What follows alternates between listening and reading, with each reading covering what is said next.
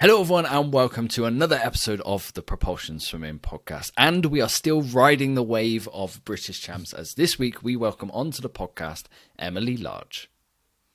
Yeah, we're still very hyped about how well some swimmers did at British Champs, especially with the new names that have been selected to represent GB in Japan in the summer. We've got another swimmer who had a great meet a few weeks back. She was brilliant on the butterfly events, so we're going to get her thoughts on her races as well as other topics as well.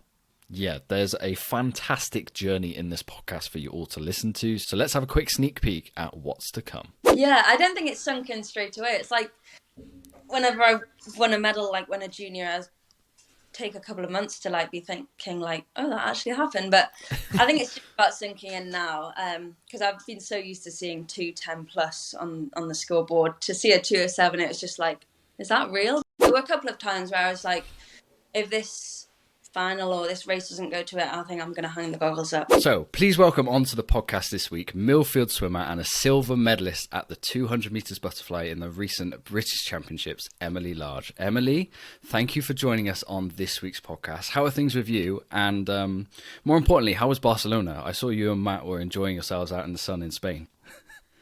Thank you for having me. Yeah, I'm good, really good, thanks. Had a great week at Champs, and then we got back in and trained for 2-3 days before me and Matt headed out to Barcelona for a bit of a reset mentally and physically, although we were walking about 20,000 steps a day. I mean, it wasn't much of a break, but yeah, really good. And then started training again on Monday, ready for the 15 or 16 week into Worlds. So yeah, really good. Ooh, God, feels like a long time, but I'm sure that will fly by. Absolutely fly by. Now, we're definitely going to touch upon your swim at Champs because there's a lot to touch upon there. But I think first place to start would be to kind of introduce your recent journey to our audience, to give them a bit of context of kind of what you've gone through, because that swim was your first PB in the 200 fly in 6 years. So am I right in thinking your first kind of senior swimming move came during the lockdown period to Bath? Yeah, so I'd been at Newcastle swim team since, well, it got rebranded under that name since 2014 with Ryan Livingstone, and was training under him up until 2020, which was my first year after school. So I finished my A-levels in 2019. So 2020 leading into the Olympics, which were meant to be, was my first kind of year just of swimming, solely focusing on the swimming. And then obviously COVID hit and everyone was out of the water. And then British Swimming got the right to have, I think it was 32 athletes to train at either Loughborough or Bath. And I think 16 were at Bath and 16 at Loughborough. I got invited to go down to Bath and train under Dave McNulty. And I think that was in the May of 2020. Which I then moved down for, I think it was about 10 weeks. And I still had the plan of going back to Newcastle after that. So I think it was like the 1st of August 2020, I went back to Newcastle and started training again under Ryan. And it felt really different. You know, everyone had just had this massive change in their lives. I'd then been in Bath under incredible facilities, just training with really high performance athletes, and it just felt right that I had to move back down to Bath in the lead up to the Olympics were then in 2021. It just felt like I needed to move and get that full sense of having everything around there and around me to achieve what I wanted to have been, making the Olympic team, which didn't happen. But yeah, so then I moved to Bath, and then in, I think it was May 2022, I then moved across to Millfield to train back under Ryan because that opportunity came up. And yeah, I've been at Millfield ever since. So how did you find that jump from club to national centre? Is that quite a big jump from Newcastle? Yeah, it was quite a big jump. I knew quite a lot of the people in there. I'd been on like junior teams with them, and a couple of them had been like in my region who I'd raced against. So yeah, it was quite a big jump, but it was nice knowing that there were quite a lot of people that were my age around there. There was quite a lot of young people entering the national centre at that stage, kind of going through junior to senior ranks, making that move. And yeah, it was good. It was great to train alongside such hardworking, right-minded people. And Yeah, I loved it, and it was the right move definitely to have made at that point in my career. Yeah, you say you went down there back from Newcastle the second time kind of because of you wanted to be immersed in that environment. So what is it that sets a national centre apart from a club? Yeah, I think, well, at that time, I think a lot of clubs hadn't reopened and it was still kind of lockdown, part 2, whatever. And I think with those clubs having been shut, I wouldn't have been able to get the pool time that I needed. So in order to keep training and keep having that momentum, I needed to make that move. Okay. And the facilities down in Bath, you know, you had a full-scale gym, 50-metre pool on site, whereas in Newcastle I was training over in Sunderland twice a week, which was obviously out of the city centre. I was also training in a 33-metre pool most of the time, which is quite uncommon. Yeah, it was a lot of driving around the city in Newcastle, whereas in Bath it was just everything was in the same place. You know, you had your physio, you had your gym, you had your coaches, you had your sports scientist all on tap just there. And it was just what I needed at that time in my career. So was it hard then to move from everything that's essentially given to you at Bath University then over to Millfield? Was that a hard decision?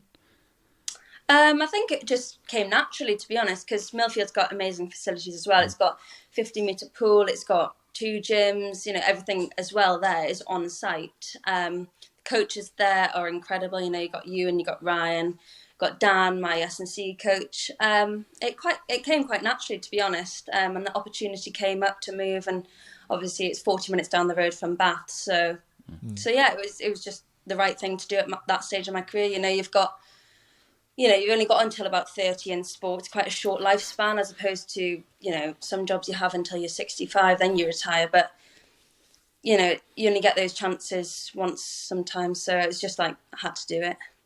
So what was the spark that made you move from Bath to Millfield? Because facility-wise, they would be pretty much the same. But what was your reasoning for that move? Well, Ryan, I'd been training with since I was probably 13, 14. He'd got me on my first junior team, and I'd kind of wanted to go through my career with Ryan because I know he'd got me to being world junior champion, multiple European junior champion. I'd wanted to carry that through until I was a senior, but that obviously didn't happen due to COVID and moving to Bath and stuff. And when the opportunity came up, it just seemed natural, and just Ryan, I'd been with him since I was young, and I kind of wanted to carry that on, and you know, it just happened like that. Yeah, that coach and swimmer relationship, we've seen it so many times on this podcast, and speaking around the poolside is often the key to success. Like, it's less about facilities, it's more about the trust that you can put in each other. And when he's given you that success already in your career, I would presume straight away anything he says in the pool, got it. I understand. I know why you want me to do this because there's proven results. Yeah, exactly. I imagine it's just instant confidence. Yeah, I just had that full-on trust and just confidence in just being at Millfield with Matt. Matt obviously made the move as well. We both thought it was just the right time to make a change, and you know, you've just got to do things to keep adapting and changing and improving on your swimming to effectively get to where your dreams and goals are. Yeah, we weren't going to bring up Matt this early on, but was that decision kind of made joint as a couple or individually in your own circumstances? I think I made the initial one because I had the ties with Ryan, obviously being my coach and stuff. And then we were both going to do things together. So Matt was also struggling at that stage as well. And he then decided to make the move as well because we're both in this together at the end of the day. And I knew that Ryan had the potential to get Matt to where he wanted to be.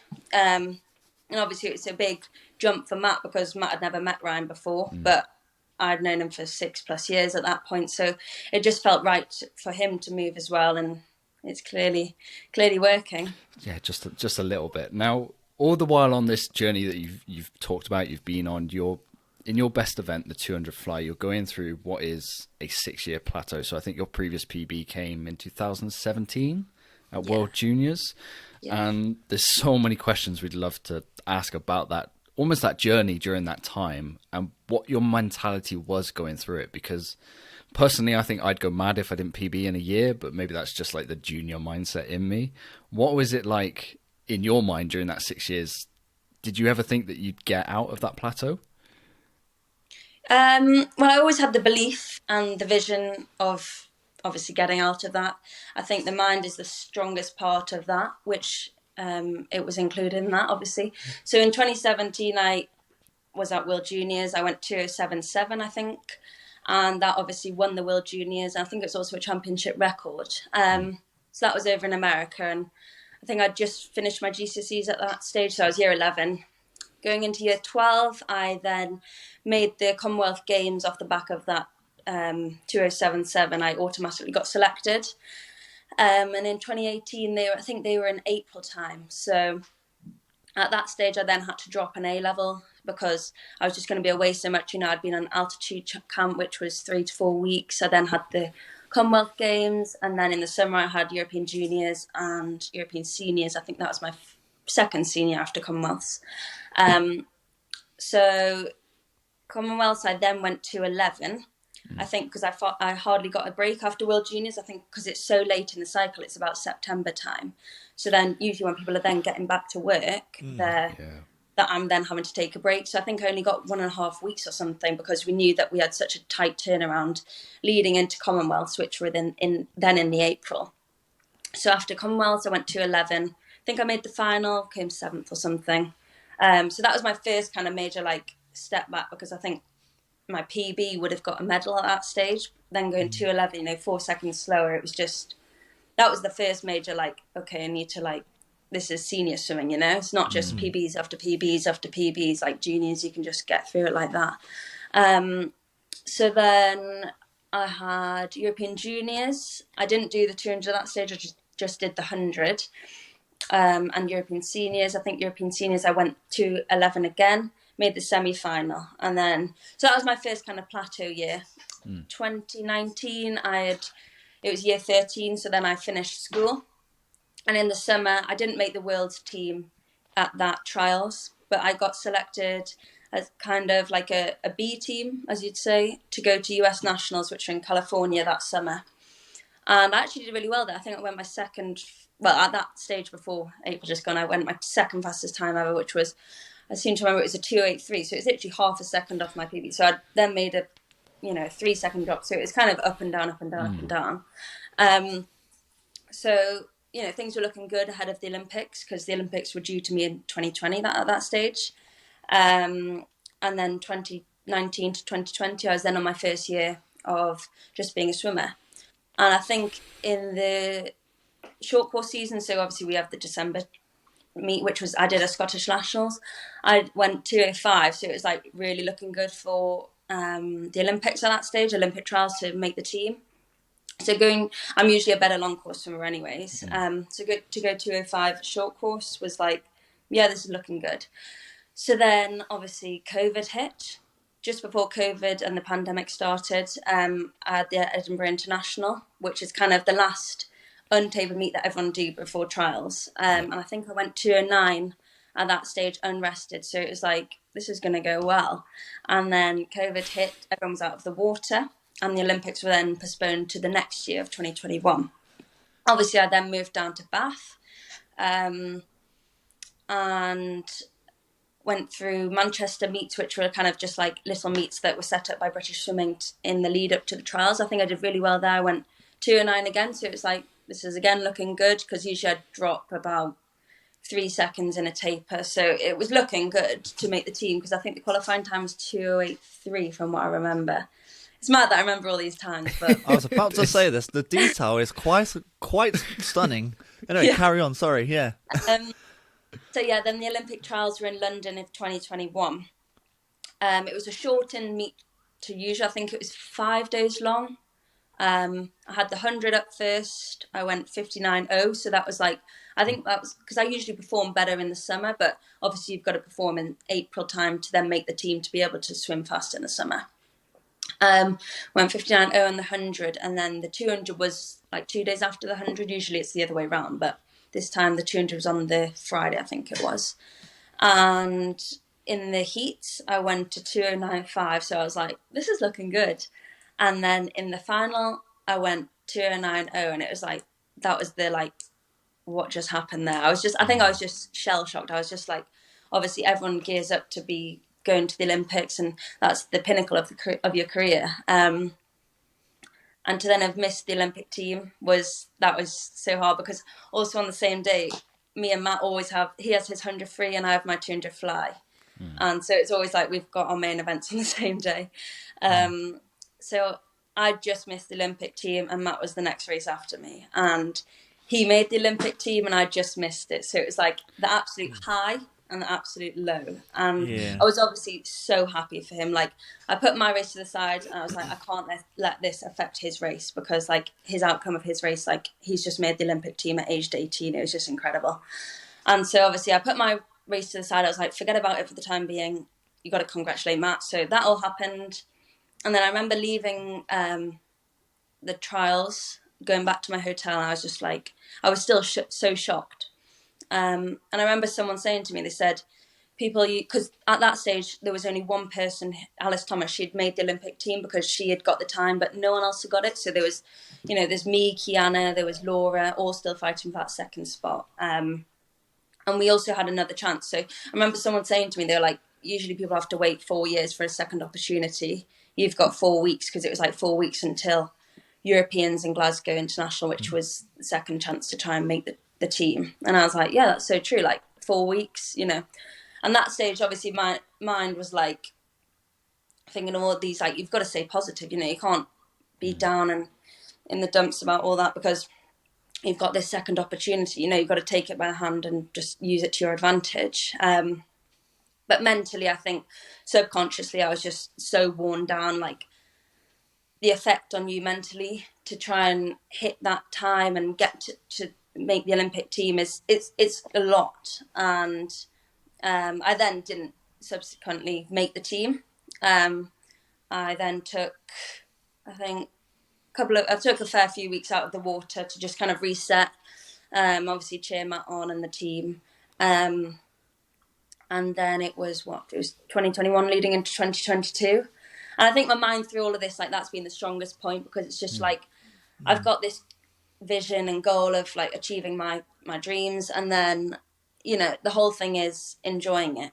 And I've enjoyed it the whole time, whether it's been, the absolute low of not making an Olympic team to the absolute highs of April just gone.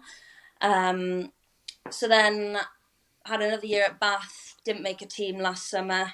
I think I went 2:11 in the trial. So it was kind of like, I need to make a move if I'm going to do anything in this sport, because, as I say, it's got a short shelf life. So then I moved across to Millfield with Ryan. Matt also made the move a bit later than me, because he had Commonwealth Games, he had Europeans, and he had Worlds. So he had 3 major meets, and I moved before that and just trained through the summer. Didn't compete. I just needed that to reset and just mentally just like be like, well, I've made the move, Ryan's done things in the past for me that have worked. So I think I was just then ready to just hit the ground running. So then come September, we'd had a bit of a break.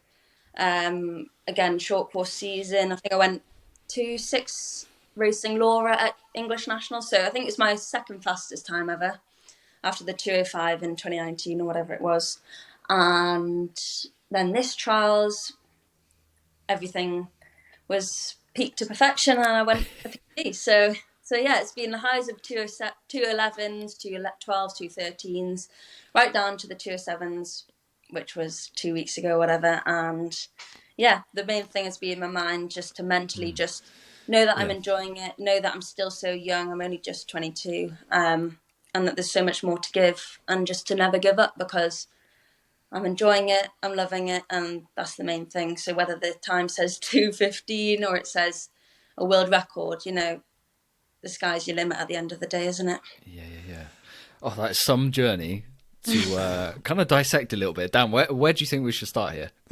Oh, blimey. Well, we got to take away, the biggest takeaway has got to be the mentality, the highs and lows that you go through, and yet you stayed mentally strong throughout. I suppose my first question is, you've got a support team, you've got your coach, your parents, you've got Matt, seems like we've got to talk about him as well. How were they throughout the 6 years? Because yes, you were strong all the way through, but it can't have been easy for those guys as well. No, definitely. I think my mum told me at Sheffield, she was like, God, it's been a hard journey. But they don't show it because they don't want me to then worry. You know, they're so supportive, my parents.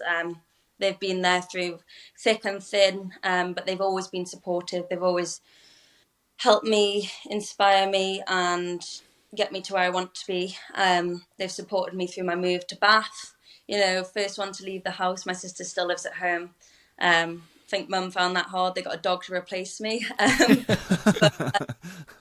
But yeah, they've been incredible. Matt's obviously also been incredible. I think we've both been kind of like a bouncing board for each other. So whether I'm going through hardship, he's going through hardship, you know, we've both been through it. So that's really helpful to have someone who's also in the same profession, who knows what we're going through. And it's probably been hard for him as well, because like if I'm down, not down obviously, but if I'm not hitting times, not making teams, it's then he's flying across the world to go perform. It's just like I'm left at home and it's like, oh great. But and then obviously there's Ryan. He's been incredible throughout. He's just known that this is what happens. You've got to persevere, you've got to be patient. It doesn't all come at once. And that's the main takeaway. It's just persevere, be patient, and as long as you're enjoying it, that's the main thing. It doesn't matter what the time says, because the time will come. As long as you're working hard, you're training hard, listening to your coaches, you know, as everyone knows. Do you think that success as a junior, so that PB to start with and that gold was almost, I want to say a double-edged sword, but I think that's the wrong phrase. So it was almost bad for you because it was such a good time and such a good kind of success to almost I have to replicate this. I have to make the Olympic team. It put so much pressure on you as a young swimmer, but it also helped you because you knew success had been in your swimming career. Like you know you can get to that level. Was it that case for you at all? Yeah, I think having performed at such a high level as a junior, being world junior champion, European junior champion, I knew that kind of sense of that feeling of winning. And it's totally different junior compared to senior. You know, it's a whole different ball game. And every swimmer, every athlete has to go through that progression from that junior to senior rank. And I think a lot of people underestimate it. You know, I would have said as a junior, I would have probably been one of the best underwater kickers as a junior. And then when you get to senior, it's just totally different. Like, and then at the bottom of the pan, it's like, you got to then work so much harder to try and compete with these other athletes who are senior. And you see with 200 fly, you see at the Olympics just gone, the medalists and the people in the finalists, they're all like 25 up to 30 plus. And that was kind of something that helped me, because it was just like looking at these swimmers. I'm still only at that age. I think I was 21 or 20 even. And I was like, they're making the Olympic final at that age. You know, there's still so much to come. Everyone's been through it. Everyone's had a plateau in their career or some kind of down at their sport. And it's, if you give into this perception that it's just going to be a straight line to success, you're never going to do well, because it's not. Like with anything, any of your business, swimming, an astronaut for all I know, you know, no one has a straight line and an easy road to success. You know, if it was, everyone would do it at the end of the day. So it was just kind of getting through that mental barrier of, you know, this will take time, and it will, but you've got to have that perseverance, that patience, and obviously that strong mental energy. I compared some of my stories to other people who hadn't PB'd in a few years, and I was just like, it happens to everyone, but it's whether you're willing to go through that hardship, and I was. So hopefully there's not another 6 years before my next PB. Touch wood. Yeah. What was it like with your lowest low? Did you ever have a thought where I'm out of swimming, I don't want to do it anymore? Yeah, there were a couple of times where I was like, if this final or this race doesn't go to it, I think I'm going to hang the goggles up. I remember the last one that I had was short course in 2021. I think I'd gone 2:12 in 200 fly short course, so 1 year ago, whatever.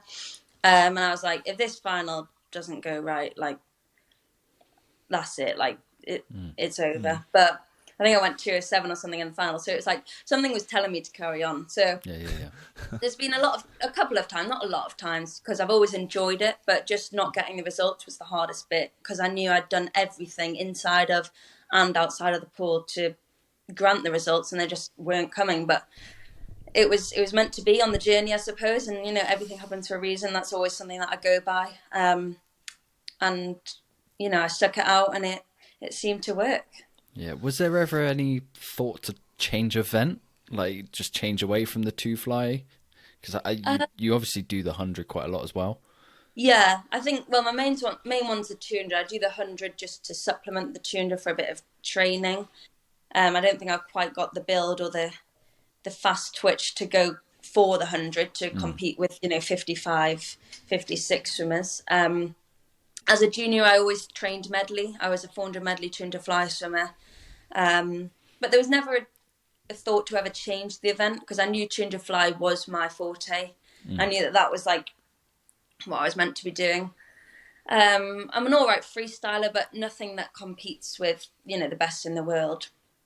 And I think the 200 fly, if I was to go for anything, that would be the one that I would be up there with everyone in the world. So that was the main one. I just kept focusing on it, kept training for it, and it paid off. So no, there wasn't really ever a chance, to be honest. Well, you did have a half plateau and still actually going a little bit with this 100 fly. It's a similar sort of issue, although it's a little bit more consistent with the 100, I feel. It's not sort of you're up and down by 3-4 seconds or so. You're getting quite close to that lifetime best. Are you getting confident enough that you're going to do it in that event too?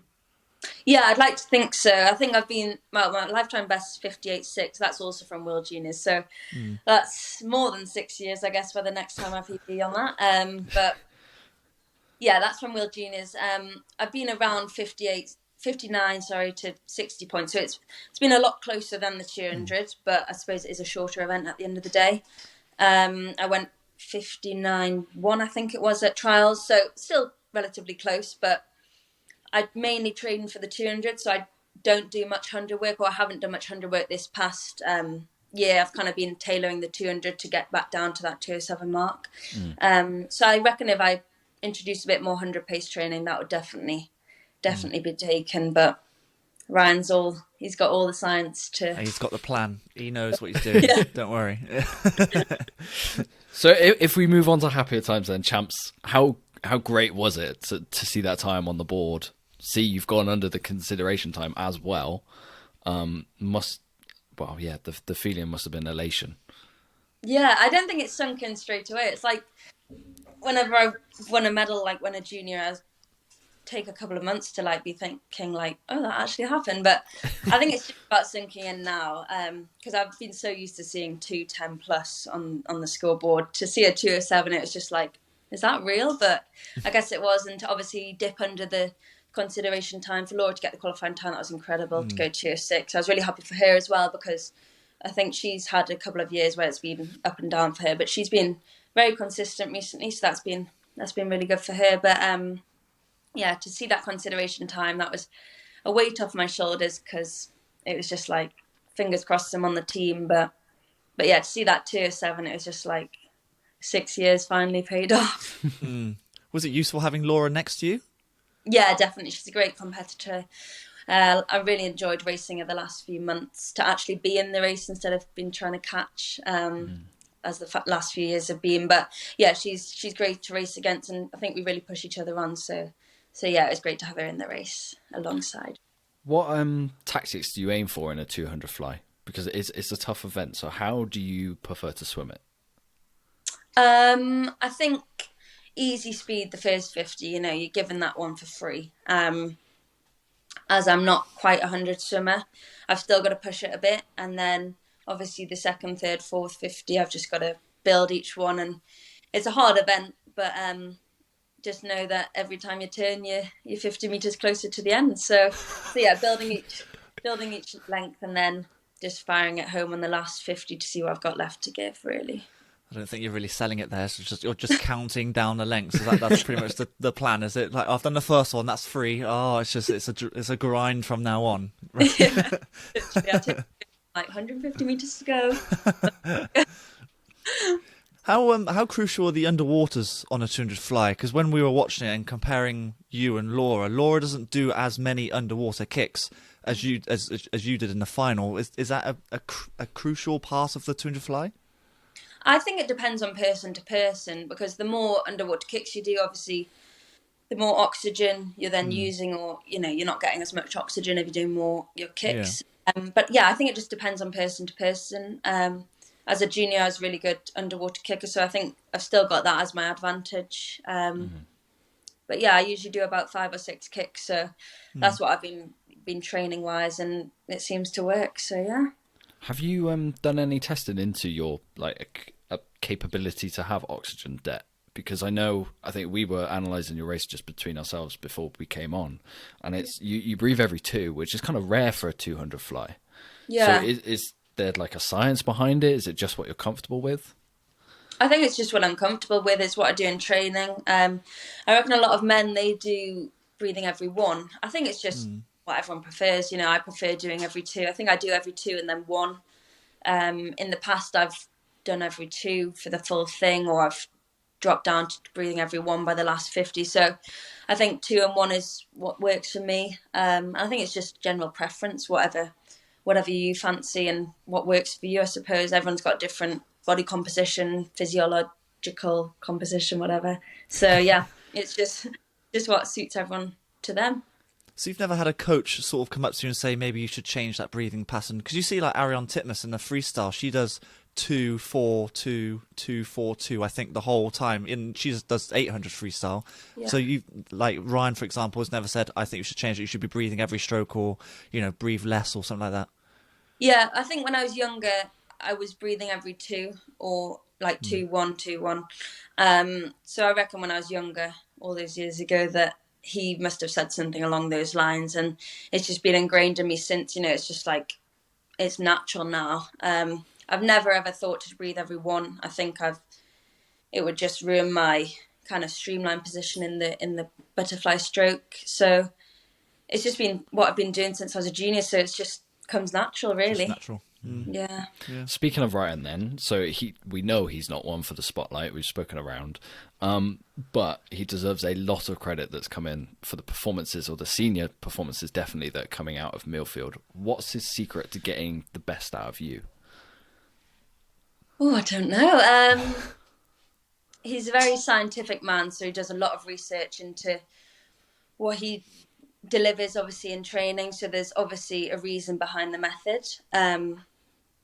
And that's what a lot of the athletes trust in his program. He's then great at delivering it, and just he's the whole package, to be honest. But yeah, I think it's mainly the scientific research he does, and just puts that into the right training model, periodization, all that. I mean, I probably wouldn't be able to tell you the ins and outs of it, but he would if you had a conversation with him. But that's his main forte. He's just incredible at that, and I guess the proof's in the pudding. He just delivers the results through that. So yeah, I reckon that's what he's amazing at.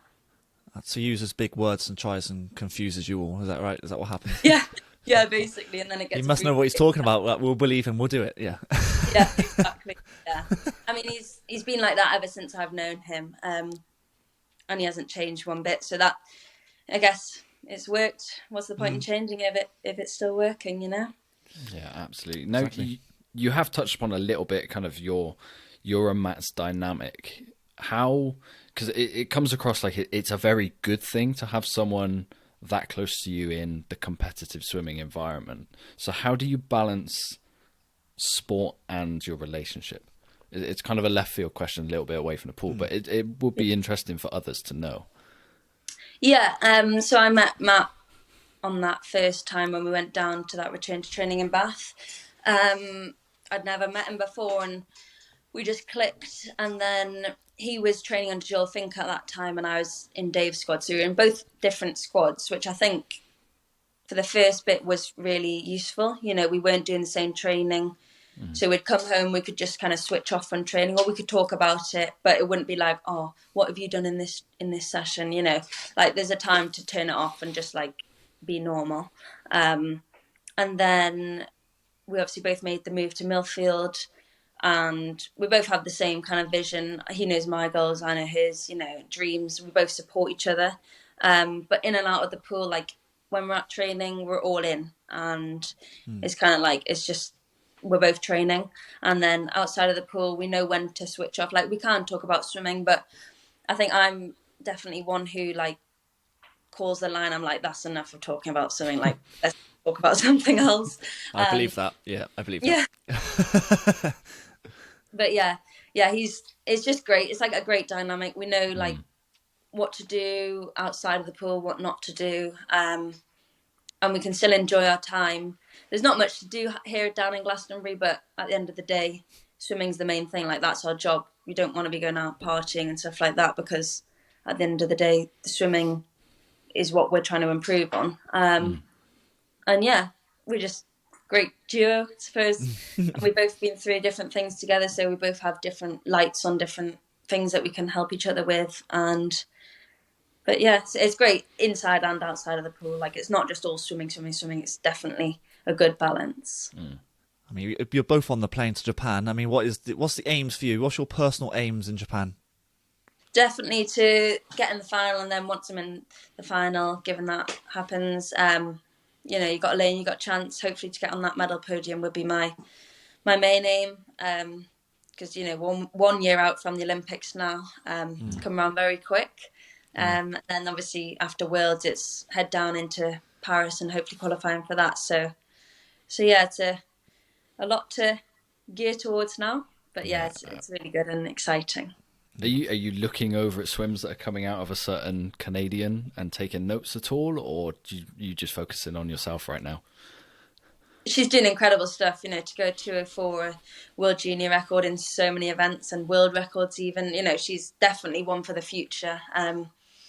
But I do like to focus just on myself. The only time I'll know is when we're racing each other at Worlds. Different meets, different times. That's all great, but it's just kind of, she's doing amazing things, but I just want to focus on myself and be the best things that I can be and do what I can do to improve and get better. But it'll be great to race alongside her in Worlds and see what we can both push each other on to do. Absolutely. Well, Emily, before we finish this podcast, we do usually have some quick fire questions for our guests. Okay. So what is your favourite event in swimming? I think this one's a bit obvious. Yeah, it'd have to be the fly, I guess. Done it so many times. Who's your swimming idol?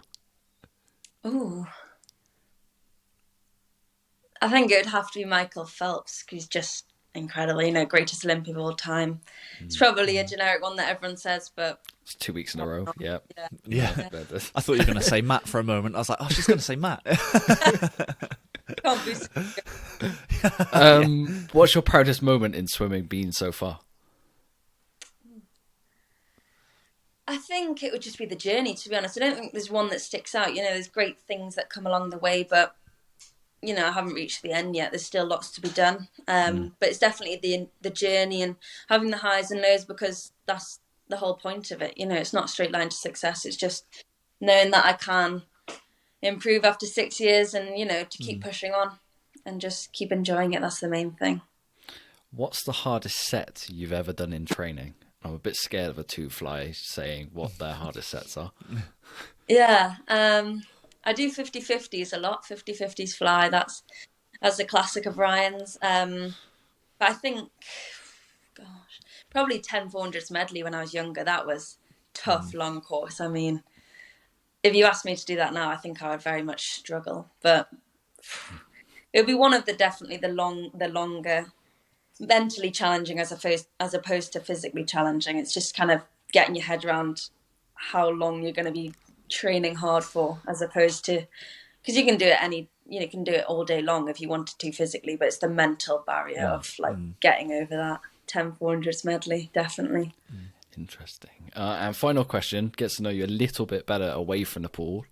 If you've gone on a road trip, there's 3 spaces in the car. You can take friends, family, celebrities, anyone you want. Who would you take with you? Oh, well, that's a good one. Well, we'd have to have a sporting idol in there. So I'd say Kobe Bryant. I think I could pick his brains. We'd have some great conversations. I love watching clips of him. So definitely Kobe Bryant. Road trip. we'd have to have someone be able to cook, so maybe Gordon Ramsay. We've not had a chef yet before. No, that's I have a new one. 156 episodes for a chef. I Means like I it. don't have food. I suppose he can be chef enough, and we'd have a great laugh, I guess. So there's 2. Third one. Can I be cheeky and have maybe one celebrity and one non-celebrity? Yeah, go for it. There's always So space. I think celebrity, I'd say Michael Phelps, but if not, I reckon I'd have to bring Matt. He loves his cars. I guess we'd get her quick.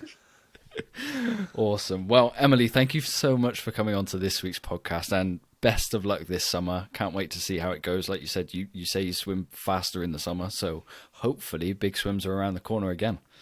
Thank you for having me. It's been great. Yeah, no, thank you for joining us. Hopefully, a lot of people have just been inspired by your journey. So if anyone's going through that same journey, then just keep persevering, because you will reach the end. There is light at the end of the tunnel.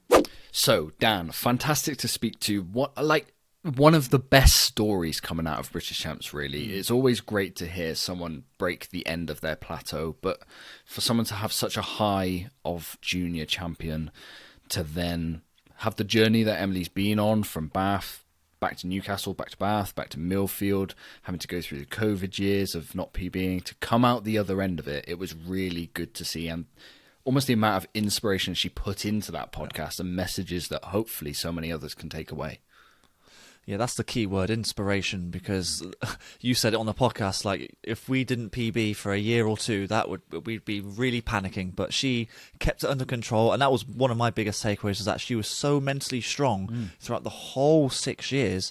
Like, she also almost had this hidden belief that she knew she was going to get out of it eventually, which is a huge testament to her character, I suppose. Yeah, I think the key to awesome. it was the fact that she backed herself every time. Like, she was going through a little bit of a lull going into Olympic trials, and you hear the way that she talked about the Olympic trials. It was, I'm making that team. Like, there was never any wavering doubt in her ability. I think that's as important as having resilience. It's knowing that there is success in you. And like I said to her, the fact that she had such success at a young age was a burden, but also helped her realize going into every big meet, I can win.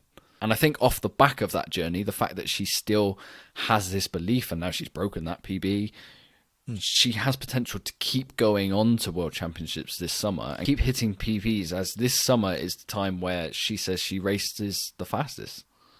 Yeah, it's useful that she's got Laura Stevens next to her as well to try and push her on, because Laura is absolutely smashing it right now. And the fact that both of those girls can push each other on to bigger and better things. And I think, honestly, we said in our review that Laura can go leaps and bounds here, and I think Emily can go and join her. One of the biggest takeaways for me as well. So many takeaways in this episode, you'll probably notice. She knew every detail about that plateau. She was going through the times where she swam, and I was literally blown away. She just amazing. So she's obviously very much aware of what she's doing. She's probably kept like a diary of every time she swam, how she felt, what she ate that day, whatever. And she's taken it on board, gone back to her old coach in Ryan Livingstone, which is a fantastic move by the look of things, because the results are incredible, both her and Matt. And it's paying dividends right now. It really is. It's great to see, and I'm very excited to see what she does at Worlds. A lot of self-awareness for what is still very a young swimmer, really. She's only 22. Definitely. Long time ahead of her yet in this sport. So, Dan, that just about rounds up this week's episode of the Propulsion Swimming Podcast. We will be back next week with, yet another guest who has made the World Championships team this summer. If you haven't subscribed already on YouTube, Apple Podcasts, Spotify, wherever you get your podcast, please do so, and you'll be notified as soon as the next episode goes live. And me and Dan will see you in 7 days' time. Yeah, thank you for listening, everyone, and we'll catch you on the next one. You've been listening to the Propulsion Swimming Podcast with Scott and Dan. We want to thank you for joining us and invite you to subscribe to the show, as well as checking out the Propulsion Swimming YouTube channel for weekly tutorials and videos to get your swimming fix. We will be back next week. Until then, we'll catch you on the next one.